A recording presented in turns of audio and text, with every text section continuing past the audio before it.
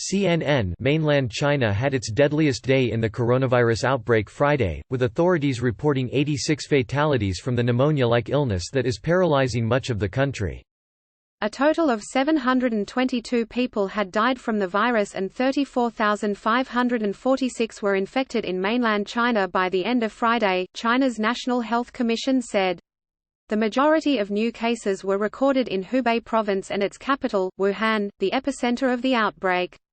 Authorities finished construction on a new hospital in Wuhan last week, and another is due to open in the coming days to treat the growing number of patients. Meanwhile, it emerged that a 60-year-old United States citizen had died from the virus at Jinyinshan Hospital, in Wuhan, on February 6, according to the U.S. Embassy in Beijing, marking the first confirmed death of a foreigner from the virus. Japan also reported its first death of suspected coronavirus in Wuhan on Saturday, according to an announcement from the Ministry of Foreign Affairs. The Japanese man in his 60s died of pneumonia. The hospital that treated him was inconclusive on the cause of the pneumonia. Globally, the virus has now infected more than 320 people in another 27 countries and territories, and killed a Chinese man in the Philippines and a 39-year-old male in Hong Kong.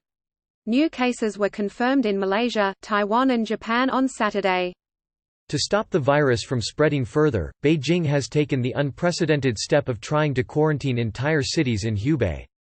About 60 million people are under various travel restrictions, as roads are blocked, train stations closed and flights cancelled. Read more. The Chinese government has issued new regulations to severely punish people who disrupt the epidemic control work. Those who violate the rules will be subject to speedy arrests and sentences, and even the death penalty. Researchers are working around the clock to understand the coronavirus, how infectious it is and how exactly it is transmitted.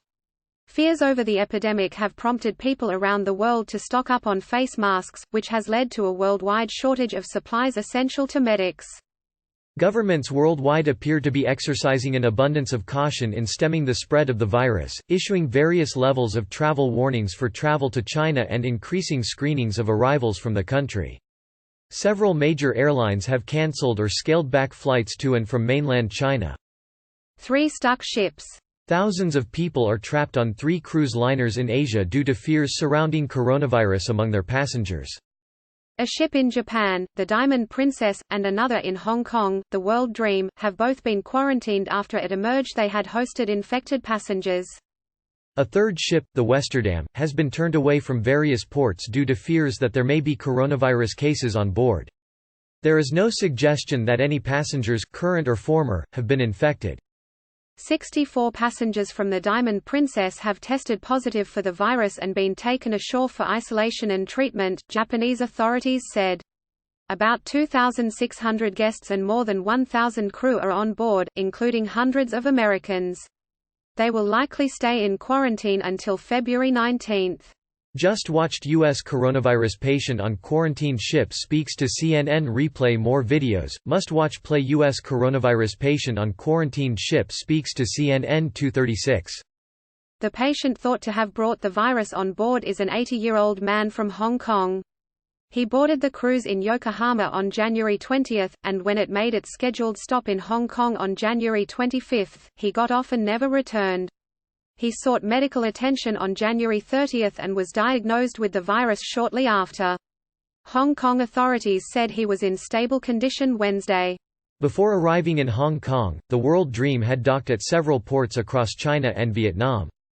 On January 24, after visiting those locations, more than 4,400 passengers disembarked, mostly to return to mainland China. Not long after, 8 of those former passengers were confirmed to be infected with the coronavirus, potentially leaving the ship contaminated.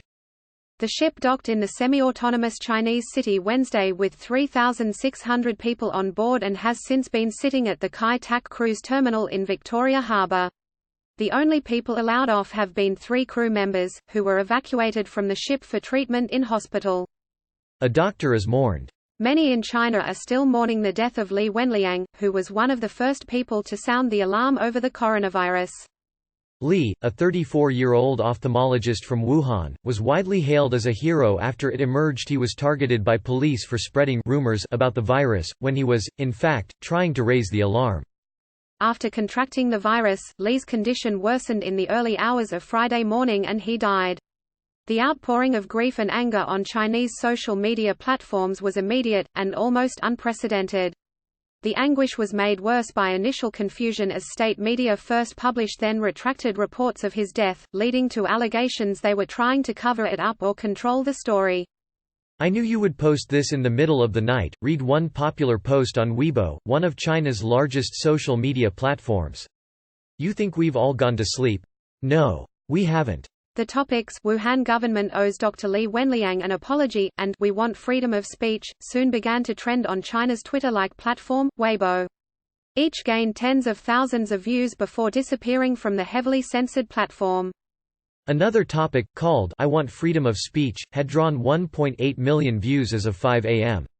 Friday morning local time 4 p.m. Eastern Time Thursday. A photo of the late ophthalmologist Li Wenliang is seen with flower bouquets at the Huhu branch of Wuhan Central Hospital in Wuhan on Friday. As the grief and rage poured out, those in charge of China's vast censorship apparatus, the Great Firewall, seemed at a loss over what to do. Topics relating to censorship itself, usually absolutely verboten, trended for several hours before being deleted, rare evidence of indecision and confusion. On Friday, China's National Supervisory Commission, the country's top anti-corruption agency, announced in a statement that it would send a team to Wuhan to investigate Li's death, in response to issues raised by the masses. The short statement did not elaborate on the nature of the issues raised.